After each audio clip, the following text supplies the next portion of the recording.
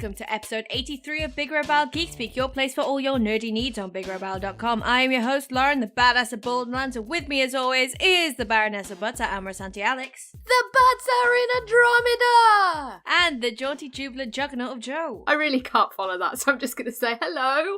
Hello.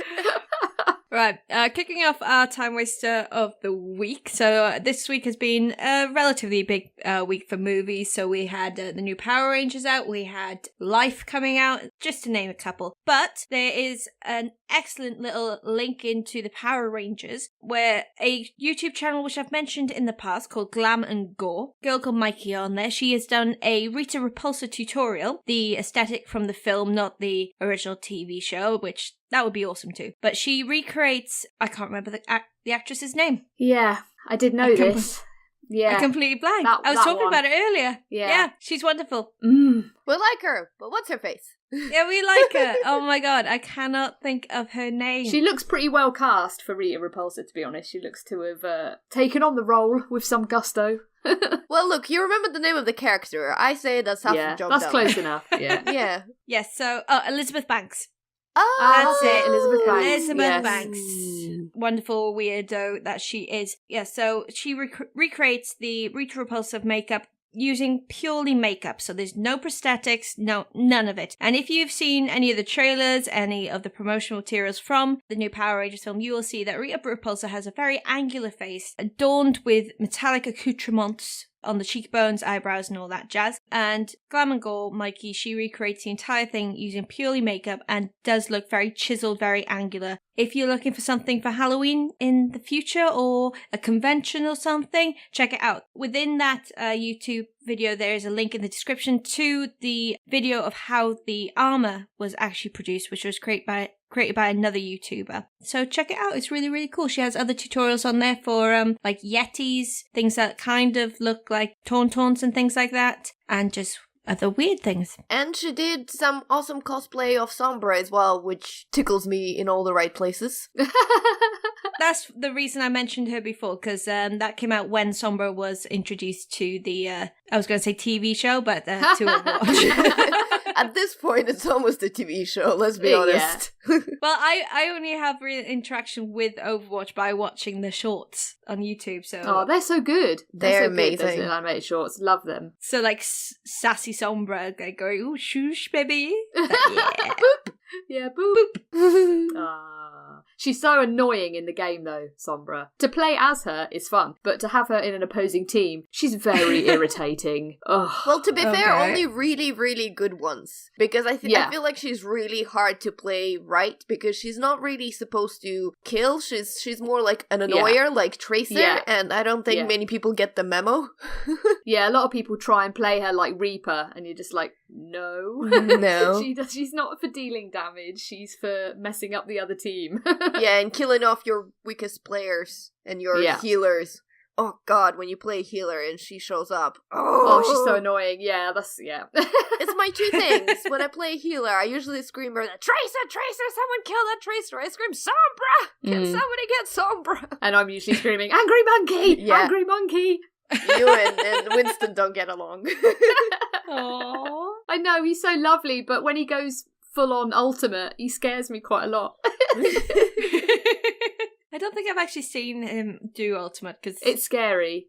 I mainly see him in the shorts, and I always just think of Baby Winston. Oh, Baby Winston is adorable. Baby Winston. He's so cute. Yeah, love Winston. Anyway. Getting into the meat and two veg of this episode. Sorry if you're vegetarian, but we like meat. I'm vegetarian. I'm kidding.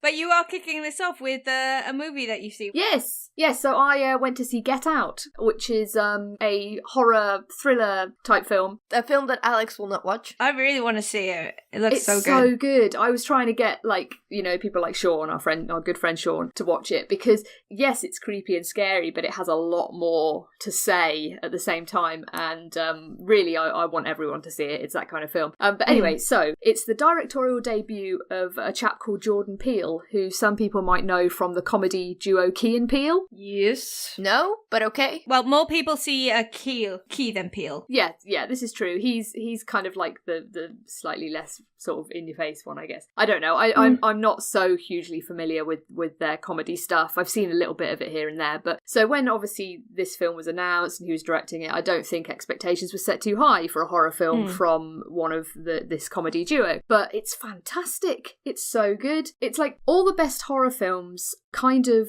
are representative of the era in which they're from. So you look at films like Dawn of the Dead, which was like the original Dawn of the Dead, was very much a searing commentary on capitalist and consumerist culture. Alien is about sexual culture and things like that. Hello. And and Get Out is very much of today. It's racial equality and racial culture and racial tensions are very much at the heart of this film. And in a way that makes it sound quite worthy. And what's quite interesting with this film is that it is worthy and that it does have things to say and it's actually making a point. But not only that, it's a cracking horror film at the same time. It's got some wonderful creepy moments. But anyway, basically the story is there's this guy, Chris, who's played by a young actor called Daniel Kaluuya. And I don't know if a lot of people might recognise him from an episode of Black Mirror. 15 million credits. Yeah, that's right. Yeah, 50 million And credits. he was also in Psychoville. Yes, he was. Yeah. And he was in the later episodes of Skins, I think. I vaguely Was he? remember. I think. I don't know. I could be guessing. But he's great. He plays Chris. He does a fantastic American accent, which kind of made me think, is he actually American or is he British? I don't know. But he actually is. He is British. And so him and his girlfriend, who's played by Alison Williams from Girls. Oh, I like her. Yeah, she's actually really good in this film and not totally detestable like she is in Girls. Well, she's being totally detestable on purpose in Girls. Exactly. That's the point of Girls, really. They're all hateful people. Oh, God. But I hate that TV show, to be honest. Never seen it. Yeah, I watch it, I enjoy it, but I hate everyone in it, pretty much. Yeah. Like, they're all terrible people, and I think that's kind of the point. But anyway, back to Get Out, and so they've been together about 6 months, I think, and it's finally time for him to meet her parents. So, of course, from the beginning, he's kind of like... Wait, does his parents turn out to be a monster that eats them and devours them? No. Gory, bloody, Gary. No. Damn it. From the get-go, he's like, do your parents know I'm black? And she's like, no, it's not an issue. And he's like, I think it probably will be. Yeah, Alex, you will not guess the twist. Yeah, you definitely. You will not. Damn it, now I want to watch it, though, but... You should. You should, it's so good. Wait, Lauren, how do you know the twist? Did you spoil it for yourself once again? Of course I did. Ugh. Oh, it's such a shame. You have to... Oh, see, it's the kind of film that you don't want to know what happens until you see it. It's great. Yeah, so he goes to meet the parents, and from there, things take a creepy, sinister, and unsettling turn. I won't go into details, but everything feels a little bit off, a little bit wrong. The family are trying really hard to make him feel a little too welcome, and it's almost like they're constantly trying to reassure him that, oh, we're not racists. We're totally not racist. Everything's cool. Everything's cool. You're all welcome here. Like, the only other black people there are kind of like the help. And they're all like, oh no, we're really happy. We have a great life. When is this set in? What, is it contemporary? It's current day. Okay. It's contemporary. And it just all feels off. And he's kind of like, okay. And it has a great sense of humour. And when he's kind of trying to sort of get his head around all these off-kilter things that are happening, the way the film does this is really well observed and humorous. And so it does that wonderful balancing act that you get in the best horror comedy type films, where it balances the scares and the creepiness with the light humour when you need it, which is really difficult to pull off. So, you know, that's definitely something that impressed me a lot with this film. And obviously the story continues from there. I'm not going to go into any sort of details because it really is the kind of film you want to experience for yourself, and kind of, you don't want to read anything about it. Too late for some. But that's my I thing. know it's your That's what thing. I I know it's your thing. Oh, I hate spoilers. I hate spoilers so much. I could never do that. I couldn't bear it. It completely depends on the movie. Like, everyone knows that I stayed spoiler free for episode 7. Of Star Wars, by the way, because, no, you know. How many episode 7s are there? But yeah, she was religiously spoiler-free. You couldn't talk to her about Star Wars. She wouldn't watch any pictures, any trailers, nothing. She was as innocent going into that movie as a baby's button. Seriously. I've got to the point now where I sort of I'll watch the first trailer for a film, but then I'll generally kind of try to avoid some of the later ones that give off a lot of the story, because by that point I've either decided whether I'm going to see it or not. I don't need to see any more trailers, and I don't want to know any more of the story stuff. But that's the thing with Get Out, is that from what I've heard, the trailer is just a massive red herring anyway. Oh, yeah, absolutely. But I was watching some reviews, and this was really early on, before it had gotten a lot of the traction, and I'd seen a random trailer on a YouTube video. So I was like, I'm really curious about that. So I was trying to find out some more about it, and it was when it was going to be a limited run. And I knew I wouldn't have time to see it, so I was going to have to wait until I could get it on home release. And so I was just really curious, and I wanted to know what happened. And it's not going to negate my enjoyment of the film, because whenever I've done this, I've always still enjoyed the film. I tend to forget if it's a really good film, I will get so engrossed that I forget I already know what's going on. No, seriously, if it's a really good film and it does its job really well, you are in the moment of that film. This is true. If you're in the moment of that film, you're not going to be thinking 2 steps ahead. No, I like to be surprised. I like the surprise and kind of the not knowing what's going to happen next, That's definitely, for me, I really don't like to know what's going to happen or have any kind of inkling. If someone kind of says, oh, something might happen, then I'm like, oh, that's too much, because then I'm constantly sort of looking out for it, I mean, this film's been a massive success. I think it was made for something like $4-5 million, which is nothing for a major film. That's and pennies. I think it's literally nothing for a film, and I think it's grossed over 150 million or something worldwide, so it's obviously been a massive success. So it's really good for the studios, because they're just small independent studios, I think, that produced it. It was distributed by Universal, so obviously they're big players and stuff. So that's quite it's films like this that kind of help bankroll bigger pictures. You need these little small big success stories. But it's just really great to see a horror film from a first-time director with a really good cast, with actually something to say. It's fresh, it's interesting, and it's good to see it be successful and everyone to kind of get on board with it. It reminded me in its tone and how it sort of handled the comedy and horror aspects of Cabin in the Woods. Yeah, I was just gonna mention that, because that is, when we discussed this before we went recording, I remember exchanged messages and you said it's like Cabin in the Woods, and Cabin in the Woods is literally pretty much the only horror film I've been able to watch, and I am just such a pussy when it comes to watching horror films. I get terrified. Even, horror video games, which is why we're playing them, because I get absolutely scared, and the same with movies even so. But Cabin in the Woods, I don't know if it was my love for Joss Whedon or just the overall tone for it, but I absolutely loved it. And when you said that Get Out was something similar, immediately my head was like, oh, now I kind of want to see it. It's also got Bradley Whitford. Yes, I was just going to say they have that in common, that Bradley Whitford stars in both. The cast in this are universally excellent. Catherine Keener's in it, and she's very sinister. It's really well done, and I'd even argue that people who aren't that into horror should see it anyway, because it doesn't have a high gore quota. It's not a really, really gory film. It has its moments, but it's not you're not watching Texas Chainsaw, or actually that's a bit misleading, because Texas Chainsaw isn't gory at all. But anyway, it's not. Isn't it? It's not a super gory horror film. It's just a really well done and well observed, creepy horror. And yeah, I can't recommend it enough. I mean, I love horrors. Horrors are my favourite type of movies. And yeah, this one's definitely one of the best ones I've seen in a while. Awesome. Yeah. So Alex, you need to see it. Yes, you need to get out and go and see Get Out.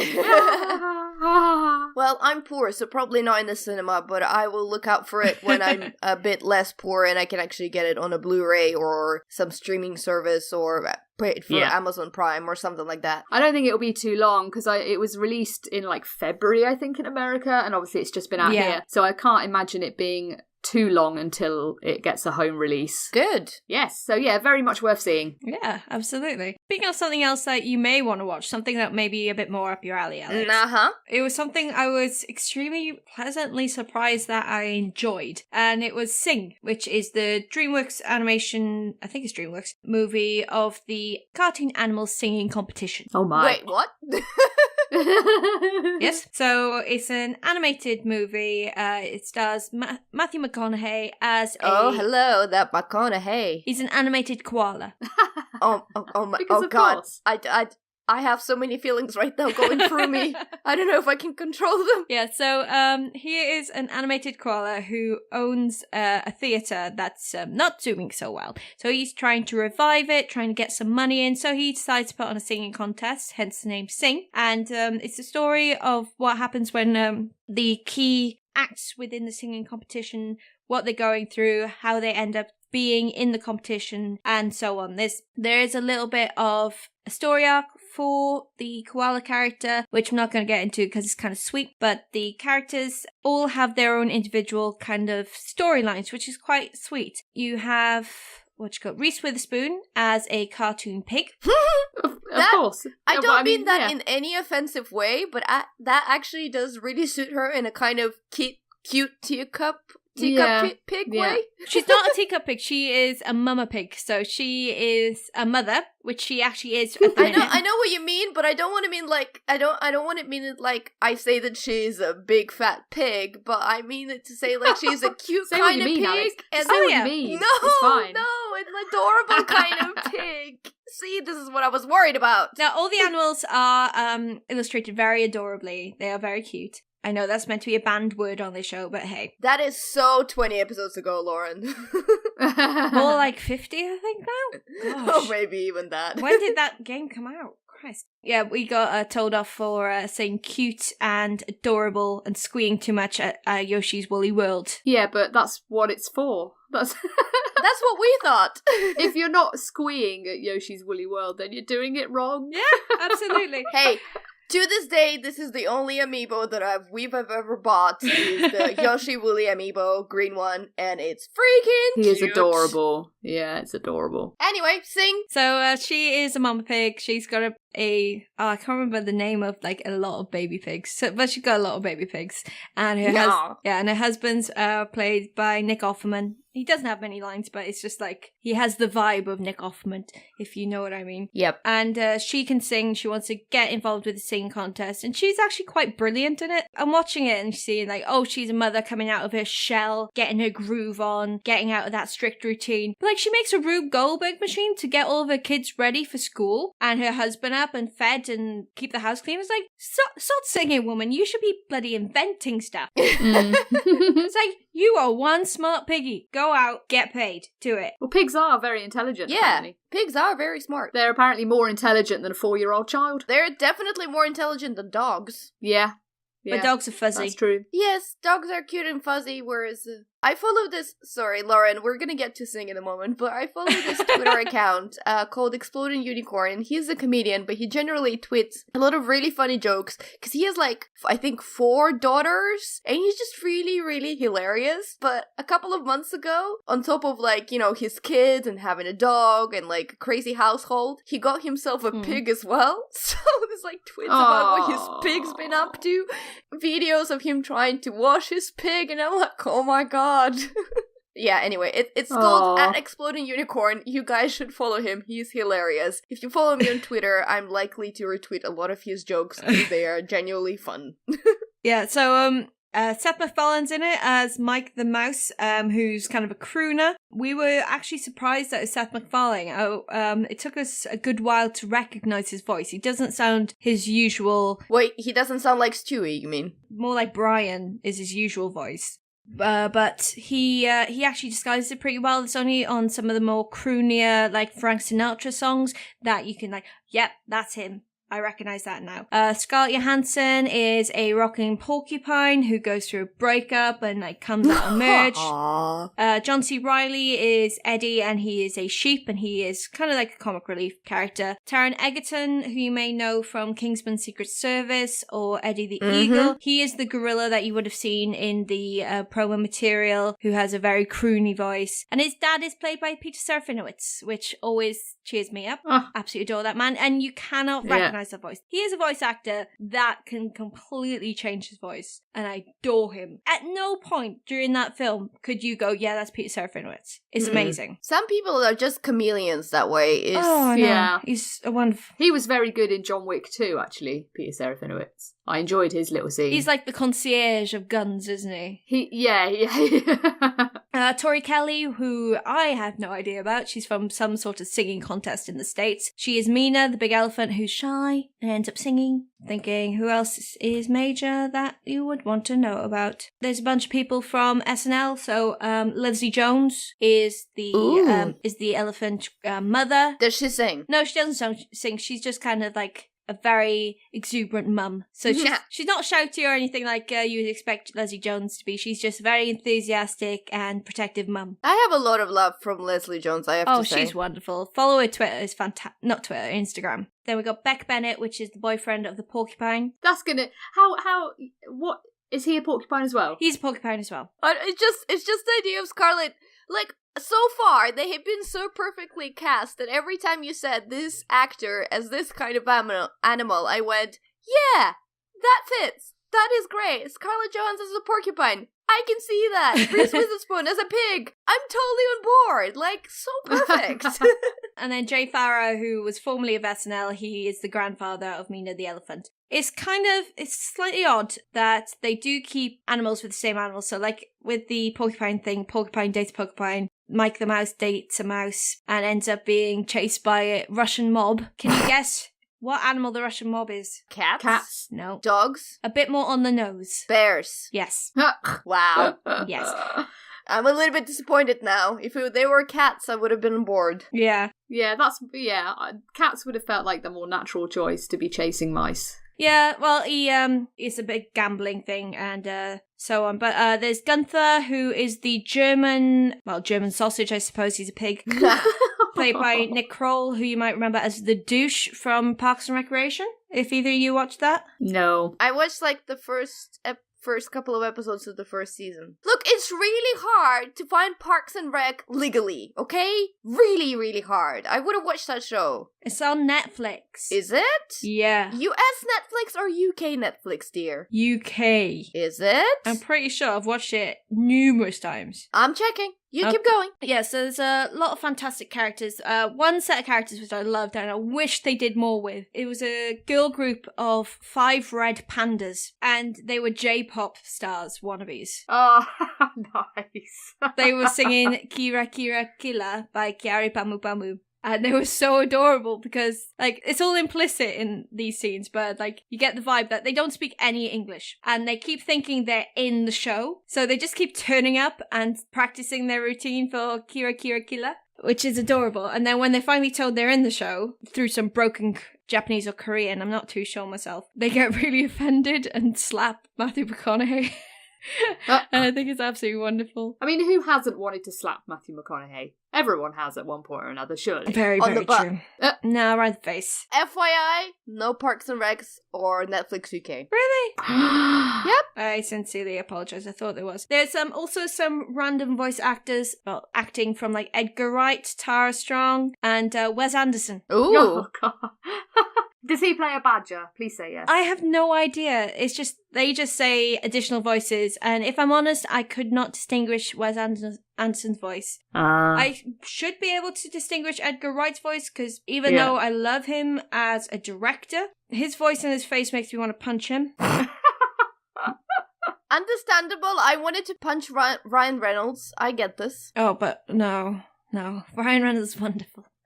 He is, but he has a face that is asking for a punch. I'm really sorry. Okay, all right. He does have a little bit of a smug countenance about him, doesn't he? I really like him. I think he is great, but it doesn't take away that his face looks very punchable.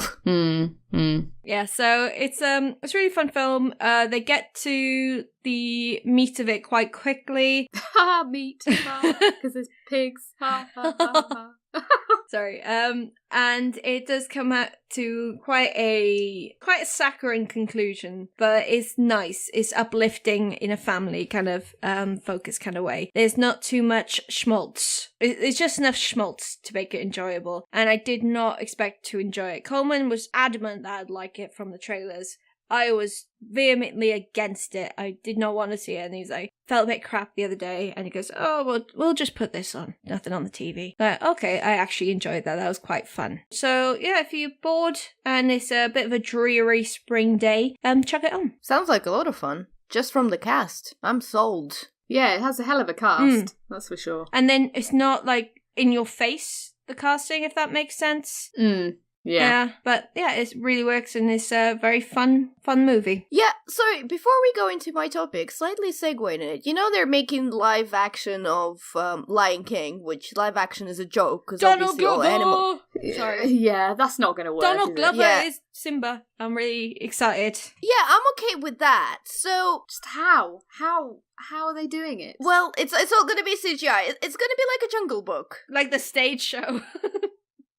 Oh, yeah. They're just going to wear it on their heads. Dimbadado, dimbadado.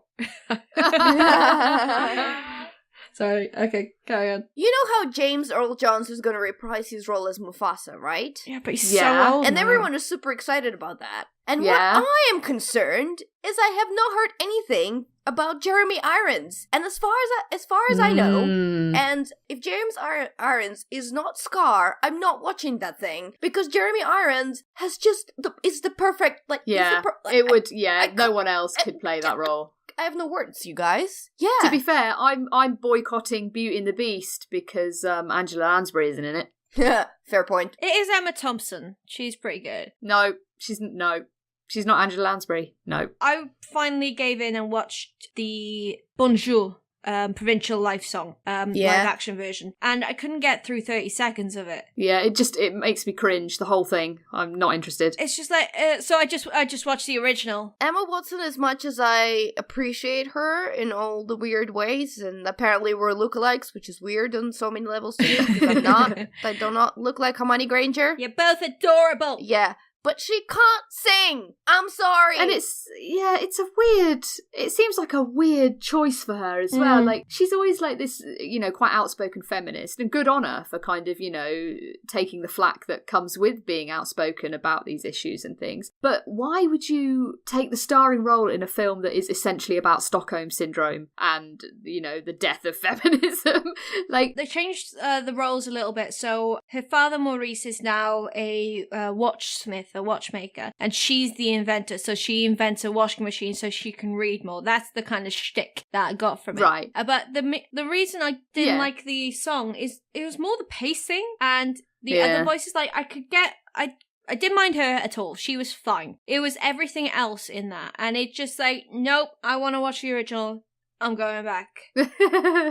Unless they've fundamentally changed the whole story, I just don't see how they've kind of made that work, or how she kind of has been okay with sort of making that. Like, it just seems, he imprisons her to make her fall in love with him, and it's like, oh, it's slightly problematic these days. I know, but it's a very old fairy tale, and it comes a discussion what we're gonna take old very kind of iconic fairy tales apart. I mean, the cartoon is fantastic. That there's no questioning that it's a classic of animation, but the actual storyline, when you start digging into it, is a little bit troublesome. It is. And on a completely another note, another thing that I think people don't give enough credit to Disney for is that in all those original animations, and I went for a phase where I just went on YouTube and I searched voice actors and their roles that apply to like video games and animation. In a lot of cases, they would cast different people to voice the characters and different people to sing, because they were like, right, this is a really good voice for this character, but this person is not a really good singer, so we're gonna find someone who is better. And I think in a lot of cases, that was the right choice, because Simba in original Lion King, he had one voice, like two different voices. Matthew Broderick can't sing. Well, he can. He can sing. He's good in Broadway, like when he's in The Producers, if you've ever seen the updated movie version of that, with him and Nathan Lane. He sings well for that character, but if he was trying to sing that way for Simba, it would not work. It just did not fit. So they made very conscious decision. This is the voice of Simba. This is the singing voice of Simba. Yeah. It was different. And, actually the biggest revelation and a shock of horror to me, because Lion King is my favorite Disney movie of all the time. What I didn't realize that Jeremy Irons didn't actually sing the whole song, where he's singing with hyenas. There's a bit of the end that someone else filled in for him because he lost his voice singing that song. Oh. And it was completely mind mind-breaking to me because his voice is so distinctive in that song, but the last couple, maybe like 20 seconds isn't his voice. Someone else stepped up and did like a very kind of high notes that he couldn't do because his voice gave out. Someone else stepped out and did that for him. I think it was fairly common practice really in animation, and I think it might actually still be in a lot of animation production to this day. Like, you know, you cast for the requirement of the role, and if it's a singing role, then you have two people do it. I don't know. Think of like stuff like Frozen and even Moana. I mean, I love Rock to bits. He is an amazing person, and his song is great, but they still go, who's voicing them? The people are singing them. I mean, all the cast from Frozen, Kristen Bell, she's a good singer, and she was voice cast. I'm not saying all those choices are bad at all. I love Kristen Bell. I think Rock is fantastic, and that song in Moana is also great. But I'm saying that now they do more, it's the same voice, whereas before that they did... Yeah. We switched them out. Yeah. It's interesting, yeah. I mean, you start looking at the production of some of these, you know, these animated films, and it is quite fascinating. Oh, what is it? I think recently they're bringing... this is not a Disney production, actually, which people are really confused with, but Anastasia... They're actually bringing it to, like, stage, and they're doing the musical. That would probably be quite good. Yeah, well, the original voice of Anastasia is Meg Ryan, and then the singing is done by Liz Calloway. And because Meg Ryan can't sing. No, she can't sing. But she has a good voice, like, for voicing Anastasia. You get that. And then Liz Calloway is absolutely perfect in her singing role. And again, Angela Lansbury. Yeah, exactly. Angela Lansbury. Yeah, and I was just watching some clips from the stage production, and the actress that's playing Anya is just not... She's not doing the songs as well. There's just something very specific about how you have to say those songs. They're almost like they're very princess-like, the voices that you have to do. Sorry, I just looked up the voice actress, and Kirsten Dunst did the 8-year-old Anastasia voice, which I know. Yeah. Yeah, but Lacey Chabot does the singing voice, and she's from Mean Girls. She's Gretchen Wieners. Really? Yeah, because she did the original voice of Meg in Family Guy. So she is a voice actress herself. Like Kristen Bell, if you search on YouTube, there is a video where she live sings through all the ages of her character in Frozen. Yeah. Oh, it's adorable. When she was really young, then she's older, and then she's finally... And it's just amazing how she can just switch like this. She is impressive. Well, I mean, sometimes voice actors just blow your mind. Like, if you look at behind-the-scenes stuff of people like Troy Baker and Matthew Mercer and, and people like that, there's just like, what are you... How... You know, just how can you do this? I mean, Freddie Prinze Jr. is absolutely my top. I think he's an okay actor most of the time, but as voice actor, he does stuff that just blows your mind. You wouldn't think he'd be able to do that and pull that kind of level of emotion and wisdom through like a really brute kind of character, and he just blows it off the park. He's just so good. Anyway. So that was a random topic that we kind of went into. So speaking of voice acting, you've been privy to a lot of it this week. Yes. Because you've been playing a game. In space! Guys, I've been playing Mass Effect Andromeda. Really? Because of course. Sorry, that spiked. I'm shocked. I'm shocked and appalled. Okay, I've had this game since Thursday, and me and Tim had to share the game, so it usually would be that he's playing, like, in the morning, and I play in an afternoon. Can you guess how many hours I've already put into this game? And we're recording on Monday, so from Thursday to Monday, how many hours do you think I spent playing this game? 18. 30 hours. 18. Joe is closer, I'm just under 30. Scheißenha. Wow. Not even remotely surprised. I know. And guys, like, seriously, and absolutely honestly, I'm in love with this game. I'm absolutely in love. Oh, I'm glad. I'm really glad you like it. And I wanna mention this because being in love with the game doesn't mean that pink sunglasses magically appear over my eyes and I don't notice the problems that the game has. And it has many problems, okay? Oh, yeah. I acknowledge that. But to be fair, no game that I loved has ever been perfect. I don't think any game is perfect. Yeah, I would agree. Nothing is ever perfect. Like The Last of Us, my favourite game of all time. Some of the enemy AI in that is ludicrous. And there's other problems with it and stuff like that. But if you can embrace them and still love the game, then it's obviously very special. Yeah, I mean, I've been on record saying so many times that Dragon Age Inquisition is my favorite RPG. And I think every time I recommended it to someone, I've always said, look, this is great and this is what is great about it, but here's 20 things that are possibly wrong with it and that possibly can detract from your enjoyment of the game. And in fact, same with the Horizon. I really enjoy and love that game, but I still see the faults with it, and I don't really want to speak too much about it because I haven't finished it, and who knows, maybe in the last couple of missions it will turn my head around based on some of the issues, but it still has problems. And so does Mass Effect. Mass Effect has a lot of problems, like glitches being one of them. It could have really done, not with a year in the oven, because I don't think it needs the year because the story and everything is there, but with polishing it could have done with a couple of more months, and who knows why EA had to kick it out so early in March and make sure it comes out on the 21st/23rd of March. I don't know why that happened, but they could have done with a lot more time, polishing the game off. Having said that, the glitches don't really bother me because if you played any 100+ hour RPG, you're familiar with glitches. They're not, they're not something unknown. And most of the time, I tend to just laugh at them. Like the other day, I was watching Tim play with his character, and he pushed a computer off the table, and the computer started spinning slowly in the air as if there was no gravity. And we just ended up laughing for like 5 minutes watching it slowly spin in the air. And then the other glitch I had was that I was talking to my Krogan companion, Drac, and we were in the kitchen, and suddenly I turn around and there was 2 of Dracs, and one of them is just leaning on the table and the other one is doing something next to the sink, and I was like, yes, I have 2 Krogan now in my team. Double the Krogan, double the fun. It is. That's what I thought as well. This kind of things, I laugh it off. Yeah, you gotta laugh at glitches. Yeah, but if there's something that bothers you, then probably Mass Effect Andromeda is not for you. Actually, I wanted to tell you a story about glitches and BioWare, but it's from Dragon Age Inquisition. Go on. But I found it really endearing how they dealt with that particular glitch. So there's a character in the game called Krem, and Krem used to hang out in this big tavern, and tavern had a lot of people, obviously kind of people that you could talk to.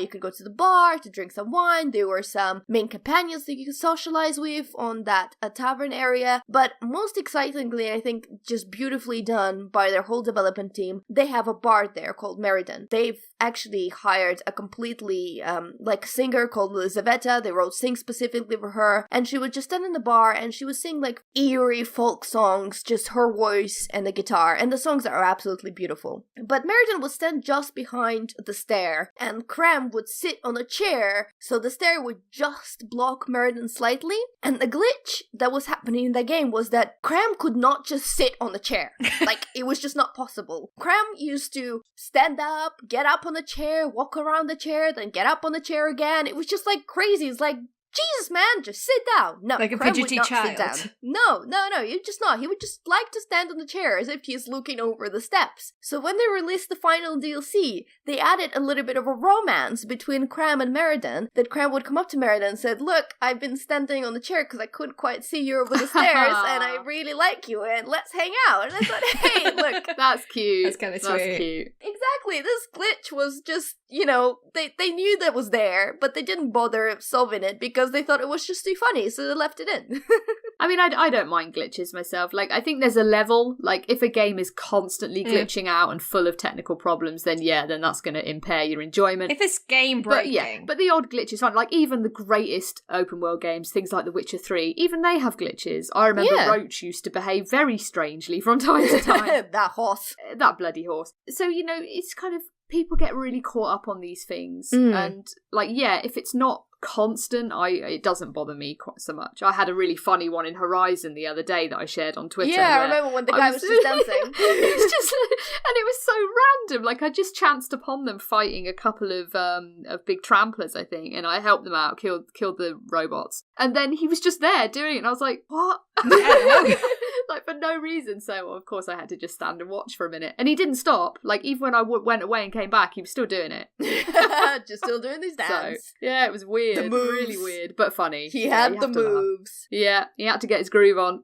To be fair, I've encountered several glitches, but I have been playing it for 30 hours. That is a significant number of hours for a game. And the glitches were that big, Sometimes the Krogan doubles. Occasionally, the models take a couple of more seconds to load than usually usually, so some characters just appear out of nowhere while you're walking around in the environment. There might be feet that just slightly disappear in the floor, but it's nothing, like, there's nothing that you go like, that's it, you throw the controller at the wall and you live. Like, it hasn't been a problem for me. And again, I like the big or RPG kind of games, and because they're so big, you tend to encounter glitches. This is unavoidable.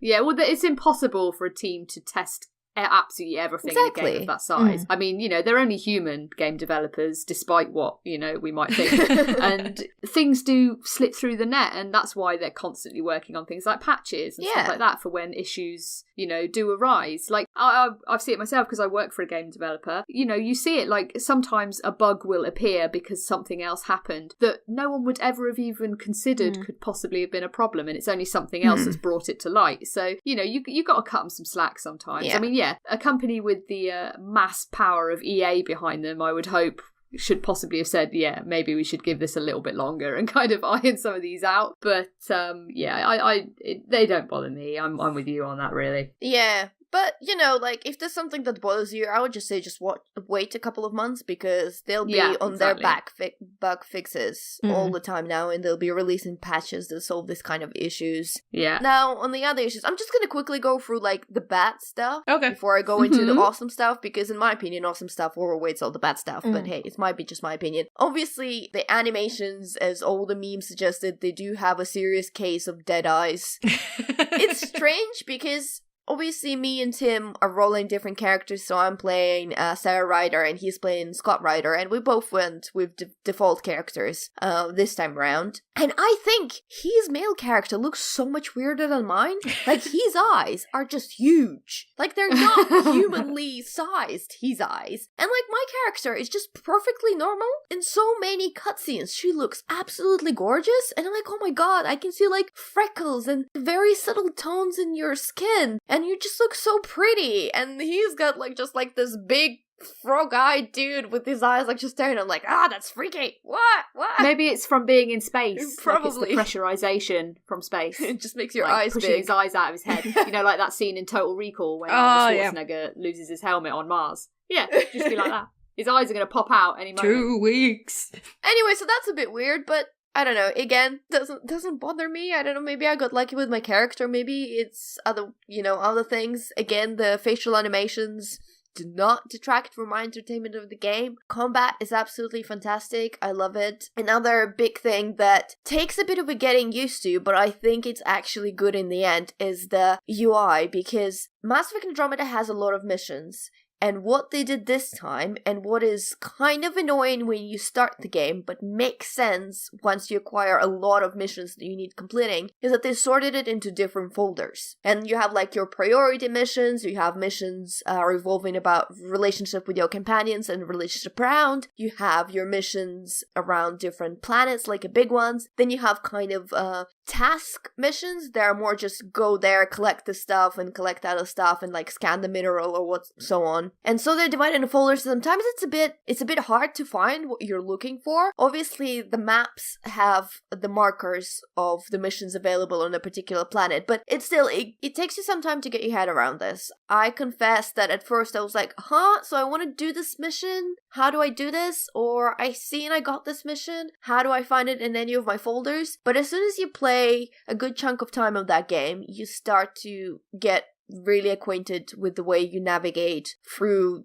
those quests and why they started them that way, and it actually becomes clearer to you why they've done this. And overall, I think quests are actually okay. Like the side quests, the main quests, I'm enjoying it a lot. I think I'm just over the halfway point of the main missions. And as for quests, I think the thing that people keep forgetting, they say they're filler quests, but I think the important part of it is that they're not mandatory, and people keep forgetting about that, is that you can totally stick to your main objectives, you can totally just stick to your team loyalty missions and just do that. Now, the side quests are really for those people who are fascinated by that particular planet and its specific planet kind of problems and situations, and if they want to discover more lore, and if they got more into kind of pieces and beats of that kind of environment, they can do those side quests. And they're not terribly exciting. Some of them turn out to be exciting. I've done a side quest where it was like, oh, place those scanners in 3 places, and once I placed the third one, a big, giant robot monster arrived and kicked my ass, and I was like, whoa, I did not expect that. I thought I was just placing scanners, and apparently I awoke in something from under the ground and it came and ate me. Well, that wasn't expected, but this kind of different stuff. And I just cannot remember the last time I've played the game, and after I put my controller down, everything I wanted to do is go back to play that game again, and I just don't want to go outside, I don't want to play anything else, I don't want to do anything else, I don't want to do uni work. Well, I usually don't want to do uni work, but you know what I mean. Yeah, I know what you mean. I'm the same with Horizon at the moment. That's kind of like, I just want to be playing it all the time, and I'm actually starting to, because I'm getting near the end, I'm starting to feel really sad about, like, it's going to end soon, and it'll be over, and I'll be like, there'll be like a big gaping hole in my life.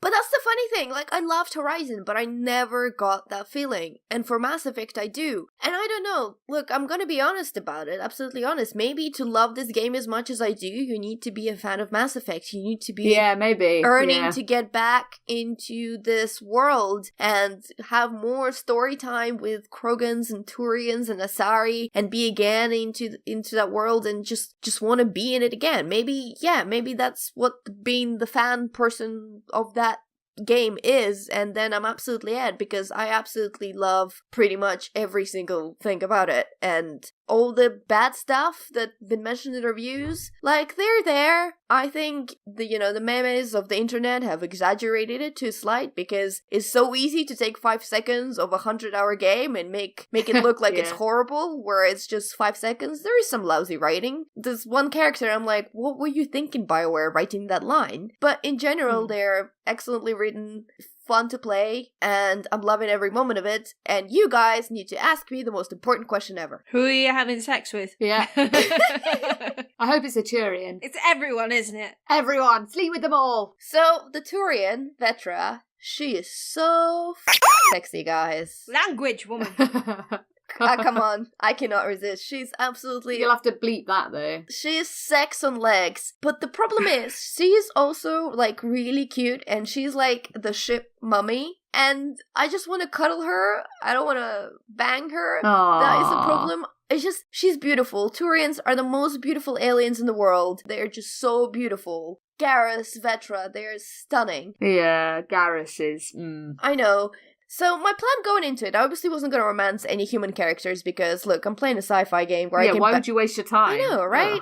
I want to bang some aliens. But I wasn't really, like, getting a vibe from any of them. It was just all of them were okay. And then the internet was going crazy about this character, right? And I was looking at this character and going, yeah, okay, that's kind of interesting. I don't get it, though. What's up with this guy? Why is everyone going so crazy? And then...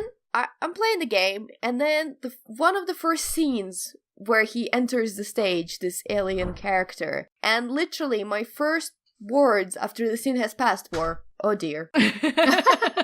Oh dear. Oh dear.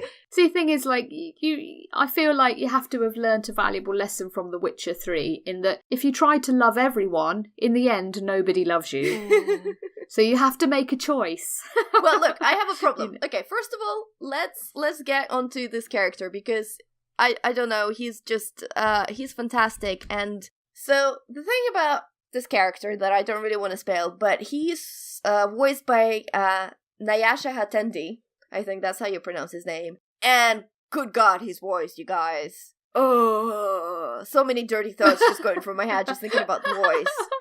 And it's not to quite the orgasmic qualities that I get from Gareth David Lloyd, who obviously voiced Solus and Dragon Age Inquisition. But then, I'm biased towards the Welsh folk. I can't resist that voice. But it's very, very close. The voice is just fantastic, and that character is just so good. But then I have a problem. So I went on this planet, Kadara, and I met this guy called Reyes with a very sexy Hispanic accent, and he's actually human. And I might have been a little bit slutty with that Reyes guy. You tart. Well. Yeah, I couldn't resist. So I'm on a little bit of a love triangle at the moment. That's all I'm saying in Oh, my dear. Andromeda playthrough. Which word character that I love is a big capital L, and then Reyes is just fling, a spur of the moment kind of thing. Well, you're going to have to kick him to the curb. I know. I'll have to do something about them because I think you can have casual relationship with him. There are characters that you can have like full relationship and a casual relationship. And I think Reyes is one you can have a casual relationship with. But I just want to make sure so I don't spoil my capital L relationship. I know, it's Mass Effect Andromeda problems. Anyway, the point of the story is, I think it's great. It has many problems, but they're not problems that you just can focus on. Problems that are fairly overcomable, in my opinion. And there's so many great things about it. The combat is absolutely fantastic. The story is great where it's going so far. There's a lot of exploring of awesome planets. The Nomad, the little Mako alternative, is good, although I can't drive to save my life, but it's another story for another day. And one of the things that I really appreciate about this game is that they did crafting justice. You can craft so much stuff, and this is a part that I actually really missed about Horizon Zero Dawn, because it looked like you could do so much things with especially shooting off like really cool parts of the robot dinosaurs, and then there wasn't that many things to craft really. And in Mass Effect Andromeda you can craft to your heart's desire, and you can get all kinds of types of armor and weapons, and that has been so much fun on top of everything else. And I'm loving it, and I'm gonna stop talking about it, and I'm gonna maybe return to it after, I've come to a conclusion. I must admit, I was originally kind of intrigued, wanting to play it because I was enjoying the original trilogy and stuff like that. But God, I can't play another massive open world game right now. I just know. I think my next game after Horizon needs to be something small. But yeah, that's good. I'm really glad you're enjoying it and stuff. So you generally say that if you're a fan of Mass Effect as a series, you're generally going to enjoy it despite its problems. Yeah, I think if you just enjoy your open world RPGs, you're gonna enjoy it. I think if you're a fan of Mass Effect as a series, you're probably gonna love it. And a couple of people that I know that love the original trilogy, they're having a blast playing Mass Effect Andromeda. Oh, that's really good. So I don't really see a problem there. I mean, Joe, you really need to finish the original Mass Effect, though. I know, it's just time. I mean, crikey, my pile of shame is ludicrous. I've got PS3 games in there. Well, it is a PS3 game. I've got others. Yeah, it's a nonsense. But I've got a week off work very soon, so I'm going to be putting in some serious time. Yeah, good. Yeah, because I'm at under 30 hours. I have maybe at also correspondingly 30% completion, somewhere around that. Oh my word. That game is huge. Again, you don't have to do all the side missions and every single quest on designated planets, but still, it's huge. Yeah, I definitely would need to finish the original trilogy before I even considered it. Yeah, no, it's worth original trilogy, even though it's dated in how it looks, but it's still fantastic. Oh, the story is fantastic. Right, so I think we're going to put a pin in the Mass Effect Andromeda talk until next week. So if you have any comments about the game, if you've played it, if you want to ask Alex any questions, please get in contact with us. We'll go through the contact methods in just a moment, but first we have some shout outs. Alex, do you want to do the forums? On the forum, shout outs to Stingo and Dermot. Joe, do you want to do Twitter? Sure. So on Twitter we have shout outs to Will Driver at WillDriver93 and our dear friend Coobs at IceCoobs. And on Facebook we have a shout out to Zach Woods. So if you would like to get in contact with us, you can do so on the forums at BigRedBarel.com. You can do so on Twitter at BigRedBarel and use the hashtag Geek Speak. You can do so on our personal Twitters. I'm at The Sweet Shrimp. I'm at DesertTulip_. I'm at Pixel Ritual. You can also go onto Facebook, facebook.com/BigRedBarel, where we also have the Game Nights group, so go check that out. We also have iTunes. Go to iTunes, give us 5 stars, because we deserve that, but to be honest, whatever you think we deserve, just give us a little comment as well. We also have Tabletop Tuesday every Tuesday, where you could go to Loading Bar in Dalston in London and win a featured game that very evening. All you have to do is play that game, let us know, and you could win it by 10:30 that very evening. We also have the YouTube channel, so amongst all our playthroughs and various fun things like Cookies and Booze. Yeah, which we finished Alien Isolation, you guys! Well done. I know, finally. Oh my god, we finished it!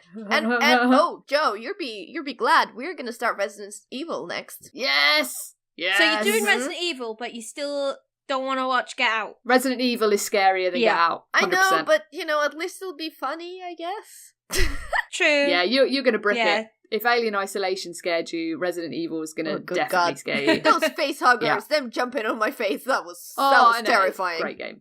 Love that game. There's also things like Strange Plays on there from friend of the show, Rick, but also the podcasts are on there. So you can listen and kind of watch an image of our podcast. It's not really that much, but you can listen to it on YouTube. Monica did a wonderful artwork that granted needs updating since Joe has arrived, but we'll get on to that. Hello. Hopefully at some time soon. We have possibly someone working on it. I'll check out with that person later. Yeah, so you can listen to all our podcasts. So that's Geek Speak, that's BRB UK, that's Barrelcast. They're all on there, and previous shows are coming up as well. I think that's it for episode 83 of BigRedBarel Geek Speak. I have been Lauren. I have been Butts. I have been Joe, I guess. We bid you goodbye. Bye. Bye. Bye. Butts.